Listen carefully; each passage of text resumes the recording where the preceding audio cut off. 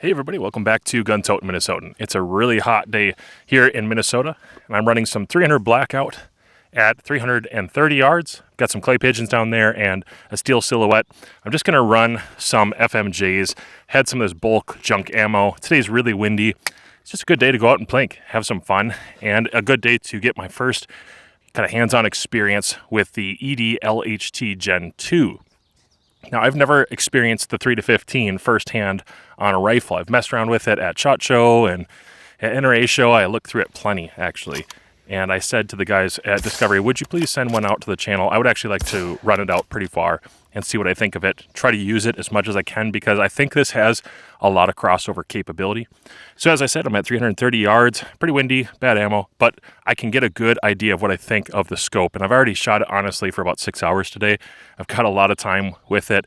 I've burnt up a lot of 300 blackout, and I'm going to burn up a little more as my skin, my pale white skin, burns here. Here we go, 330 yards. I'm on about 8 power.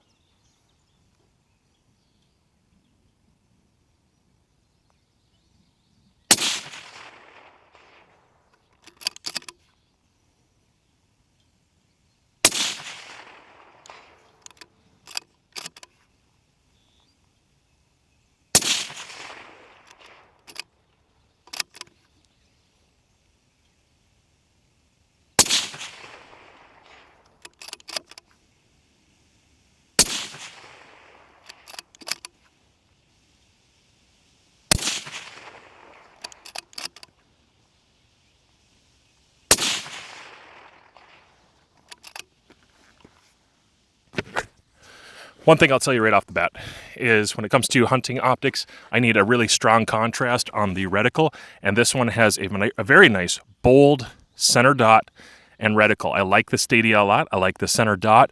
I think it makes a lot of sense. There's a little bit of eye sensitivity for position, but whether I'm on really low power or high power, this reticle works for me on all of them, which is hard to do in general. Let's do a couple more on 3 power.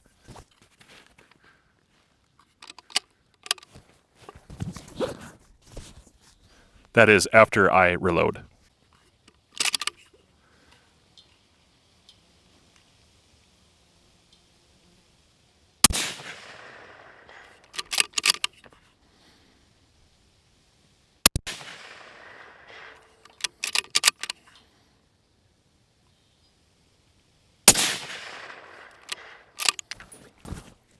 I can see somebody saying in a very practical way, why would you shoot 3 power at that kind of distance? And I don't know.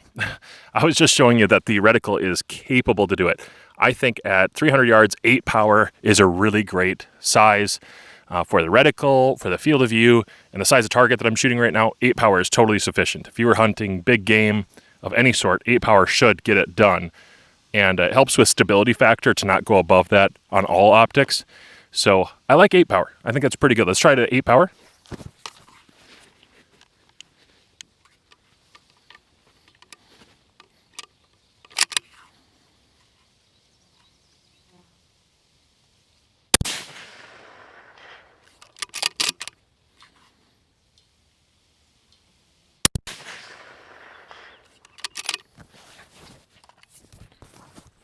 Again, 8 power is really ideal for hunting.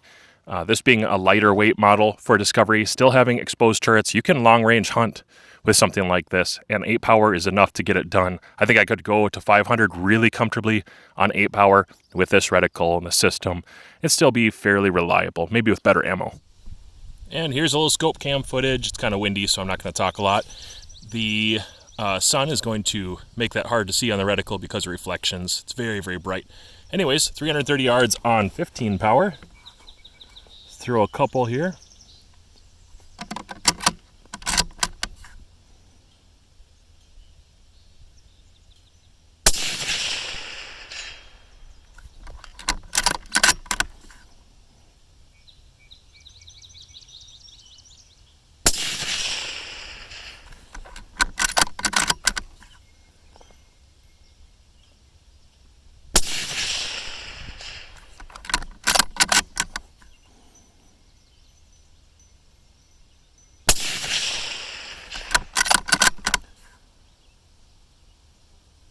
I'm going to favor left.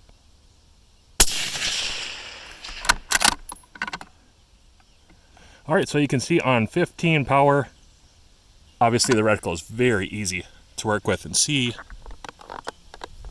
Move my camera. Okay. Let's just back off and show you how wide that field of view gets at 3 power. It's pretty excellent.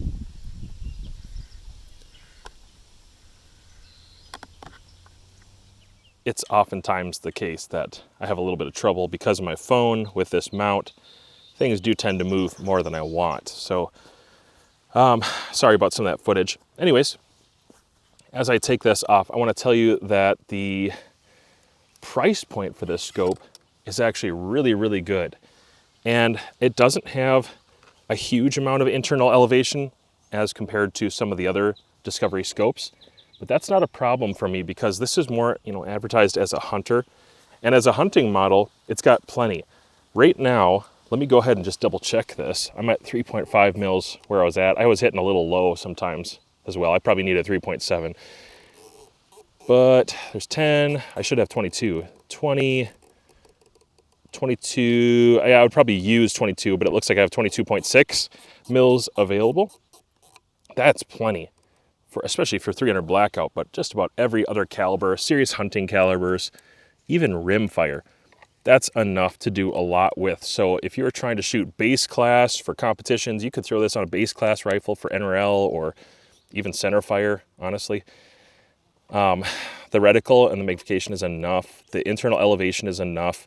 You can do a lot with a scope like this, and I plan to show that over the next few months. But yeah, at the price point, man, I'm making a mess of this.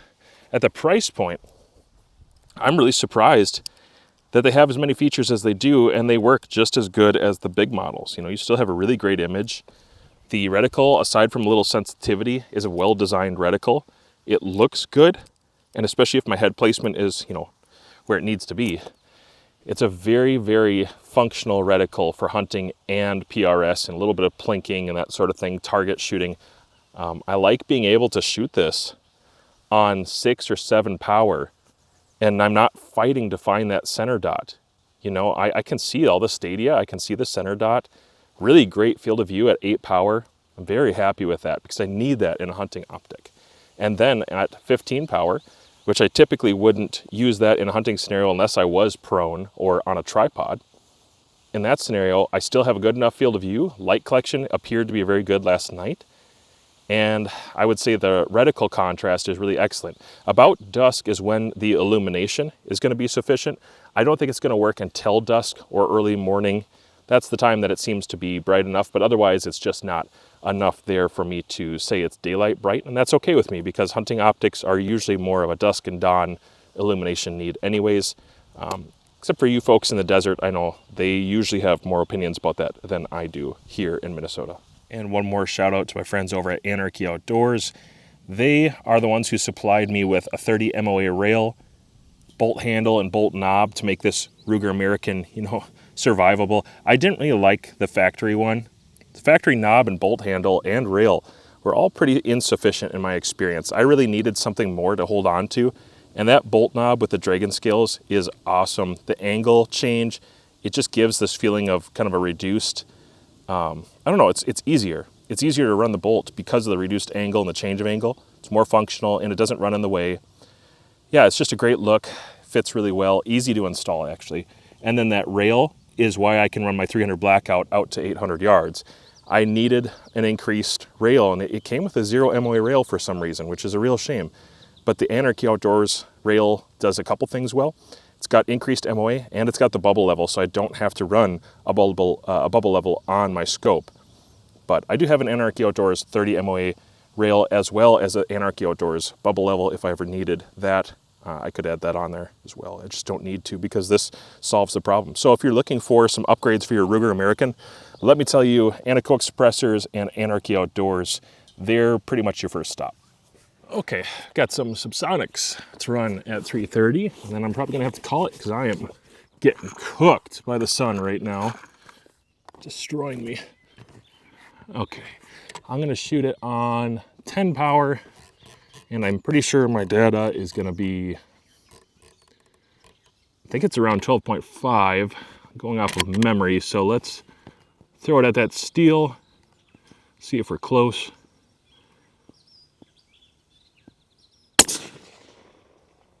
Okay. It's actually a clay pigeon up to the right. And that's low. Looks like I need to come up another little bit. Let's go for steely target again.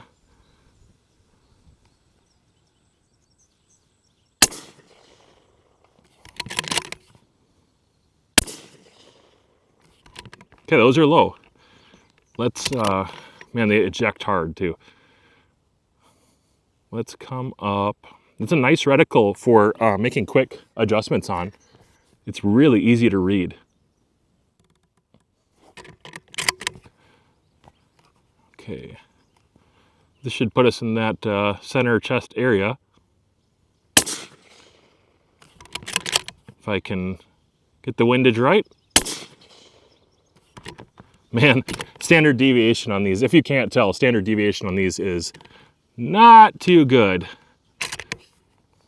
This is like Magtech, I think. It was fine at 100 yards, but it's not looking too good at 330. There it is.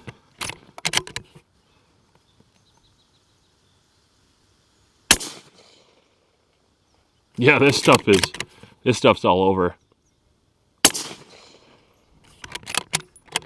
All right, let's load up another one and see if we can't do any better. One thing that's probably an important notice is that Discovery doesn't include rings anymore in their scope packages because most people want to pick their own height anyways. And so it doesn't really make sense to throw in rings when people, usually just go out and buy whatever they need anyways. If you go to Amazon or use some of my links, you can still find the Discovery rings for actually a really good deal. And that's kind of their plan, is to have a really good deal for the rings. They're lapped, they're internally bore ground very evenly. I happen to be using the adjustable height rings right now.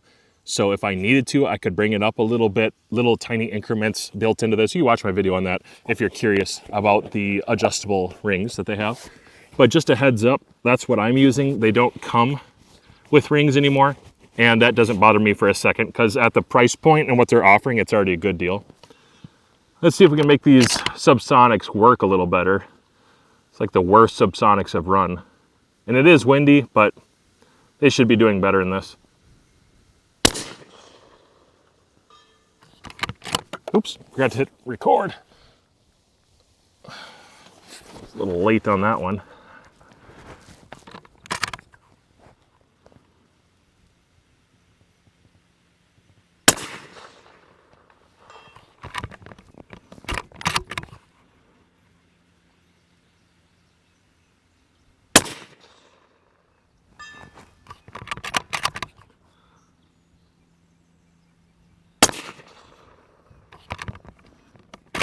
Man, the slightest breeze really pushes that thing around.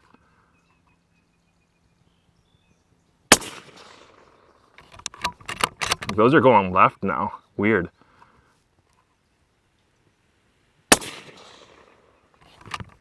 Okay, let's hold half mil right.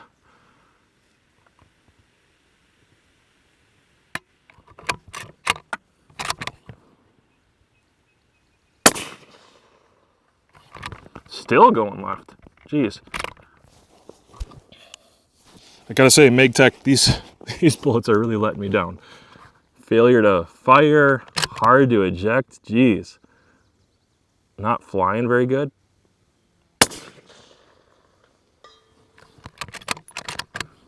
All right, one more on the steel at least. Seriously. My goodness. Well, at least the scope isn't a dud. The ammo is, the rifle's okay. Okay. Bad. Let's load up 3. And just see what happens if I send them in the same wind. Maybe the wind is making it, just that much more inconsistent. It's very possible. I am up, you know, over 15 mils of elevation.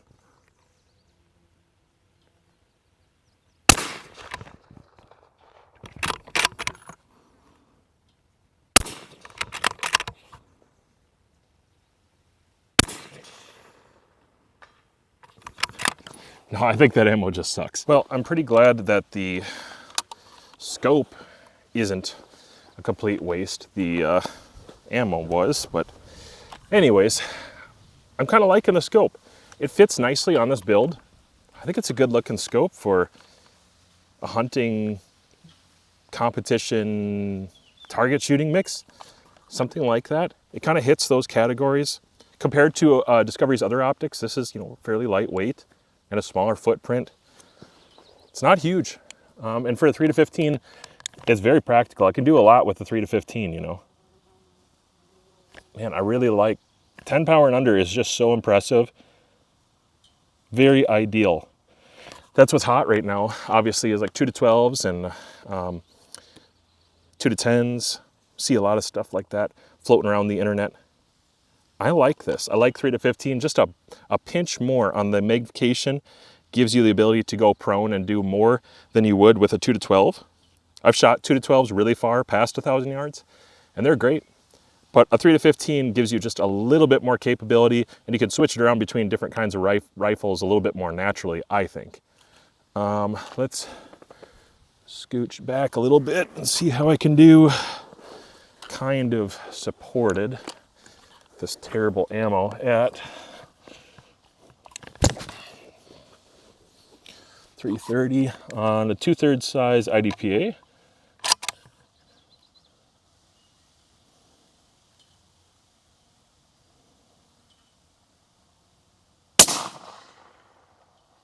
Okay, just low.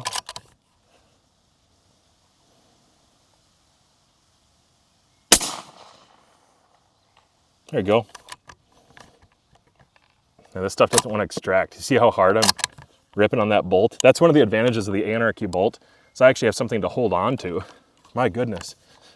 Seriously, not having that bolt would make it so much more difficult. I used to always rack my knuckles without the Anarchy bolt. I always used to rack my knuckles on things, and this one just gives me more to hold on to.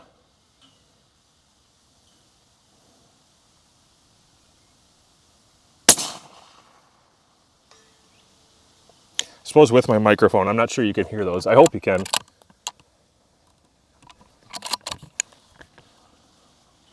Impacts, by the way.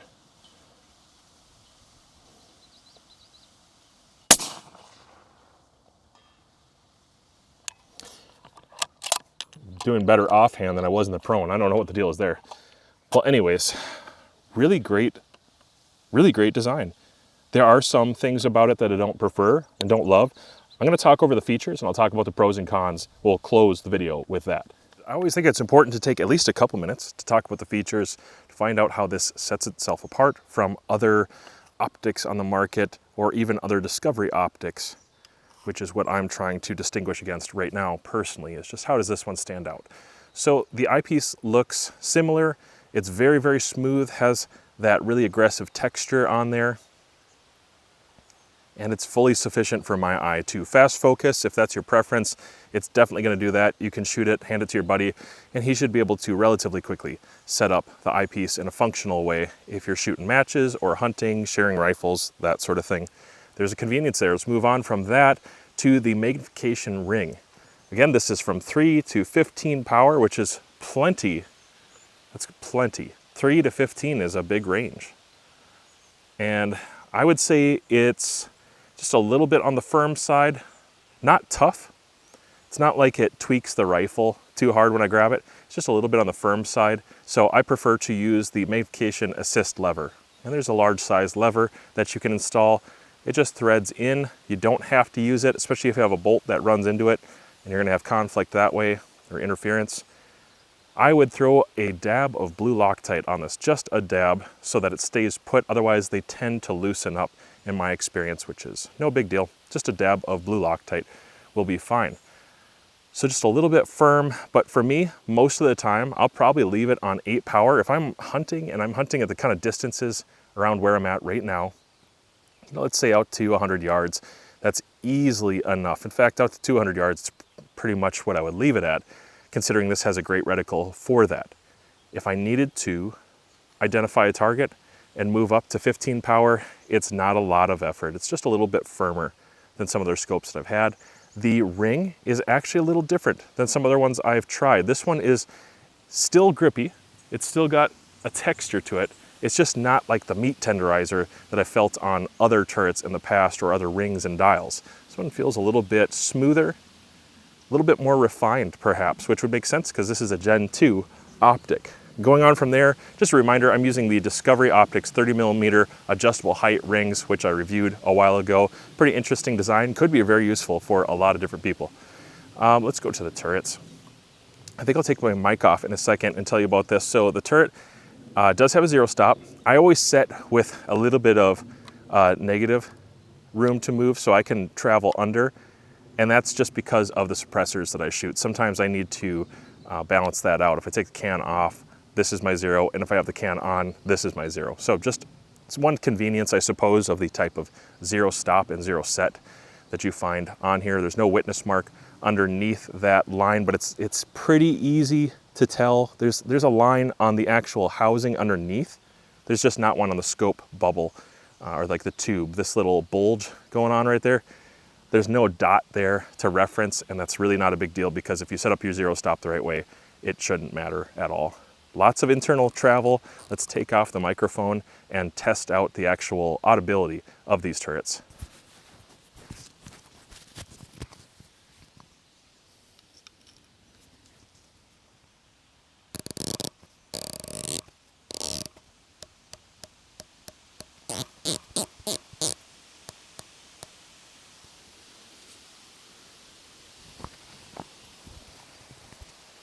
As you can tell, very tactile, very clicky, easy to hear, easy to feel. No problems there. I like the zero stop, zero set method of just being able to open this up with a coin or with pretty much any of the plastic tools that you get sometimes in packages. That's an easy one to run. Turrets feel good, they tracked good. Actually, they tracked really good. I didn't see any difference in my data at all between this and the $3,000 scope that was on it before that. So it's right up there with the competition. The windage, I won't go over that too much, but it's a non-locking set of turrets. And I'm not worried about it because there's a sufficient amount of force that goes into making a click adjustment. And when it comes to the windage, I rarely dial windage, especially on a hunting scope. It would even be okay if that was capped, in my opinion, but no problems, not getting bumped or moved around in my bag. Pretty much the same thing with elevation. I don't think that's going to get bumped or moved around. Go to illumination. You have 6 settings with off in between. It does stick out a little bit there. It's easy to read, has kind of that meat tenderizer look to it, but it's a little bit smoother. It's a little bit more refined, like I said earlier. Illumination is good for probably really low light situations, is what I would say. Parallax is great on this. I like that it goes down, especially for a hunting optic, guys. It goes down to 15 yards. You can get really close with this guy. And at 15 yards, it might even go lower than that, just a touch. But numerically, I see the number 15 there, and 20, 25, 50, 100, 200, 500, infinity. And I've shot this out to 825 on a different rifle. I'm gonna say that it's really optimized for the closer ranges. When it got out to 825, going kind of back and forth, there just wasn't a huge amount of range there. But the numbers were relatively close for my eye. It kind of depends how you set up your eyepiece and all that. But it was relatively close, so that's cool. And it's very smooth. Very, very, very well done on the parallax. That's an important thing. I know people complain about that with other brands of optics, but this one, no trouble. This is a very nice parallax. It's gonna work great in winter for me when things tend to sludge up a little bit. Moving on from there, you do have scope cap covers with this. This is a nice objective bell, lets in a decent amount of light. I think it's a fairly bright image, and like I said, I'm happy with the performance of the scope overall. These are just your kind of standard flip up caps, and normally there's one here and one here. The one up front was just a little bit loose, so I just took it off altogether. Now, if I remember right, my friend Steven from Bullets for Bucks had some input on this. I don't think he designed it, but he had some input on the Gen 1 versus Gen 2, and I think he made some great corrections and suggestions. He told me a little bit about them, And the scope is definitely going in that right direction. He's a great hunter. He's a serious hunter, way more than I ever will be. And I think he knows what he's talking about. The suggestions and corrections that he made looks like brought this Gen 2 in the right direction. I'm having fun with it. I like it. I actually think this is a pretty decent optic. It's not perfect. And some of the corrections I would make would be the lens cap cover for the front, the flip cap cover, was a little bit too loose, like 1/4 of a millimeter too loose. And so that's enough that it can slide off and on just a little too easy. So I'm nitpicking, but it's worth it. For people who are in the desert and they absolutely have to have great illumination, I suppose you could bump up the illumination brightness, but with intensity and more illumination and the features that it takes, the parts that it takes to do that, the cost is gonna go higher. And for me, I'm always conscientious of cost because I started as a very low income person. I still kind of am. I started very low income. And so I'm always thinking about the person who's looking to get the best bang for their buck and they need a practical scope. And this feels like a very, very practical scope. I'm right at home where I'm at on this 300 Blackout from Ruger. This Ruger American is a very average rifle. It's not amazing. It's a very average rifle. Throwing on the Anarchy Outdoors, which you should head over there right now and check out my links in the comments. Anarchy Outdoors upgrades made me like the rifle a lot more. It's way more fun. Shooting the Sharps Bros chassis is fun, but I always need to pair it with a practical optic. I've thrown big optics on here before and been just disappointed because the performance isn't there with the rifle and the round. But throwing on a hunting optic makes this thing just feel way more practical. I actually would bring this with me hunting. The reticle is a big deal to me. I always talk about this, and this one works. I think some of the limitations of head position for getting behind the scope, they're gonna be noticeable on, let's say 12 to 15 power. Eye box is a little bit more noticeable on 12 to 15 power, but I was personally really happy with that 8 to 10 power.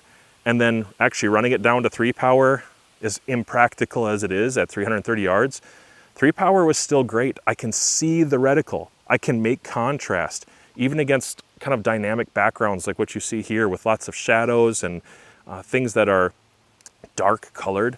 The color was good enough that I could get away with making contrast at 330 yards on gray targets as well as the white targets that I was shooting in the video recorded today.